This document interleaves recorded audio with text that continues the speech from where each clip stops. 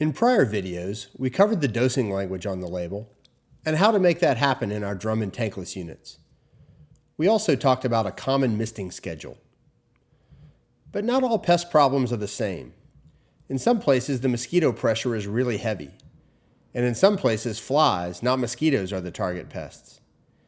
In this video, we'll discuss what kind of flexibility you have in changing the dose or misduration in schedule so that they'll be most effective against your target pest. Let's try to address those questions, beginning with the dose. Generally, the larger the insect, the higher the concentration of active ingredients that are required to kill it. Think of the concentration of actives in the mist as representing the size of a bullet, from small, for lower concentrations of actives for smaller insects, to large, with higher concentrations of actives and synergists for larger or more resistant pests.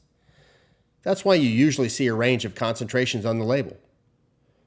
Adult mosquitoes are pretty small and generally fragile little things, and you can usually kill them with small concentration of active ingredients, a small bullet.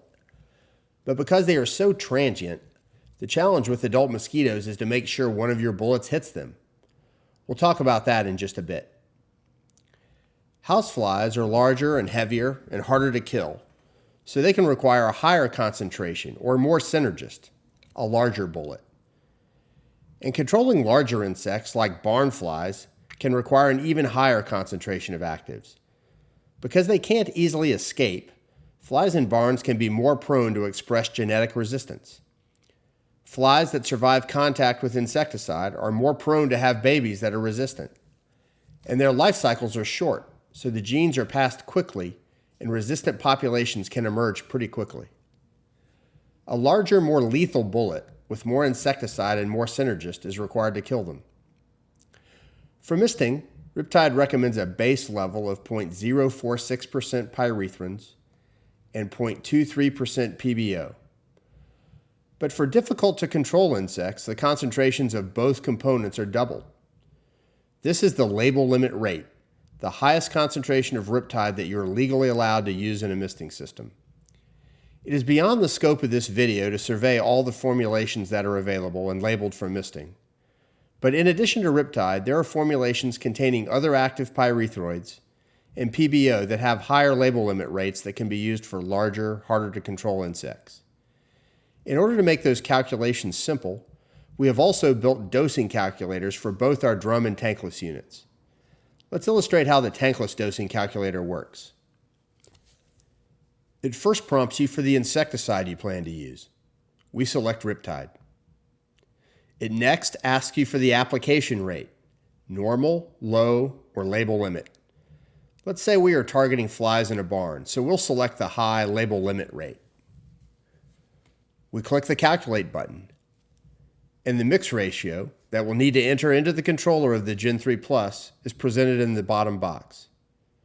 The drum unit calculator is very similar. It also prompts you for the insecticide you want to use, then for the target concentration of actives in the mist, normal, high, or low. It then asks for the volume of the reservoir you are dosing. After you click Calculate, it presents the volume of concentrate to pour into the drum to achieve the desired concentration of actives in the mist. Now let's talk mosquitoes, which are far and away the most common pests that MistAway systems are used to control. Let's say you encounter a bad mosquito problem. How should you manage dosing? Little bullets or big bullets? Let's use Riptide. The recommended rate, the standard size bullet, is 0.046%. And that dose will definitely kill mosquitoes. You can double the dose up to the label limit, and that dose will also definitely kill mosquitoes. But dead is dead. As I mentioned earlier in the video, mosquitoes are always moving around or hiding in harborage areas. The challenge is hitting them with some insecticide. What's the best way to do that? 1 droplet of mist dosed at the label limit rate is equal to 2 droplets dosed at the recommended rate. For a given amount of insecticide, are you better off firing 1 large bullet or 2 smaller bullets? That is, for a bad mosquito problem, would you rather have this arsenal or this one? The answer is pretty obvious. It's a game of probabilities. Provided the small bullets are lethal if they make contact, firing more of them will improve control. More bullets increase the area of the blanket of protection that we discussed in the intro video. This insight raises a few questions. Is it legal to dose lower than the recommended rate? How low can you dose before the mist isn't effective? And how do you fire more bullets? Let's take those in turn. Unless a lower bound dose rate is explicitly stated on the label, the only legal restriction to dosing is the label limit. Since Riptide or other misting formulations don't state a low dose bound, it is permissible to go below the recommended dose. With respect to the second question, unfortunately, there is not yet a well-established answer to the question of at what concentration of active ingredient does misting become ineffective. So we'll have to rely on logic, field experience, and a dose of conservatism. In addition to mosquitoes, the Riptide label lists a number of much larger, harder to kill pests. Cockroaches, crickets, deer flies, horn flies, hornets, wasps, etc. It stands to reason that the recommended rate would be effective for problems with those pests, and that a lower dose would still be effective for mosquitoes. You may have noticed in our demonstration of the dosing calculator that we included a drop-down item in mist concentration for the low rate of Riptide at 0.035%, which is about 3/4 of the recommended rate. That translates into a mix ratio of 142 parts water to 1 part Riptide.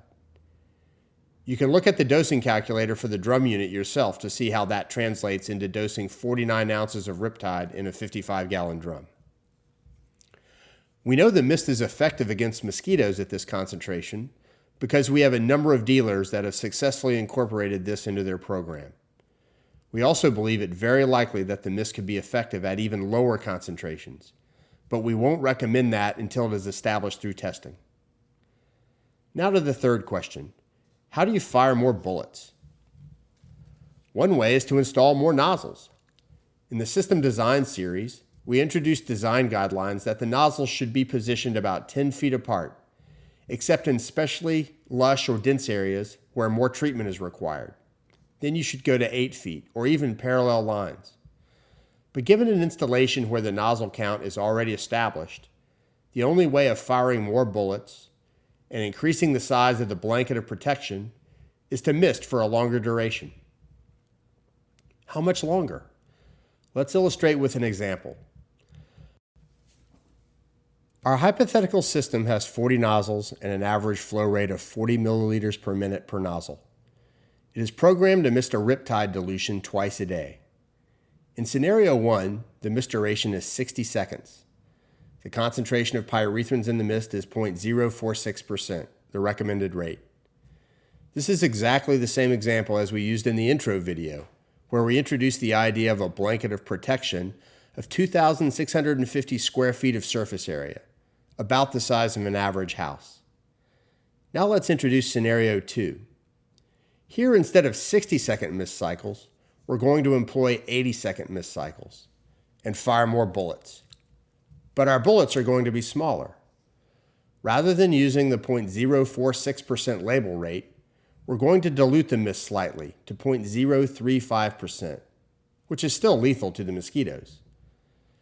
This has the effect of increasing the size of the blanket of protection, the surface area of the mist, to over 3,500 square feet, which is 33% larger than before. It will be more effective because it offers better coverage, but there is another consideration. How many days until the system is empty? If we run the parameters of the hypothetical system through our calculators for scenario 1, we would see that the 55-gallon drum would require replenishment in 64 days, and the half-gallon bottle of Riptide in the Gen 3 Plus tankless unit would as well. In scenario 2, though, a significant difference emerges between the drum and tankless unit. For the drum unit, 80-second mists mean that it will run empty in 48 days, while the bottle in the tankless unit would empty in about the same time frame as before, 63 days. In both cases, we're misting for longer and each droplet has less insecticide in it. In the tankless unit, the days to empty is determined by the rate at which the bottle empties. And that just doesn't change between scenario 1 and scenario 2. In the drum unit, the days to empty is determined by the rate at which the drum empties. And that changes because the mist cycles have significantly longer duration, so the drum empties more quickly. That's all for this video. Hopefully, it has improved your understanding of managing dosing and mist duration in our units and demonstrated the flexibility you have in applying insecticide to whatever your pest problem may be.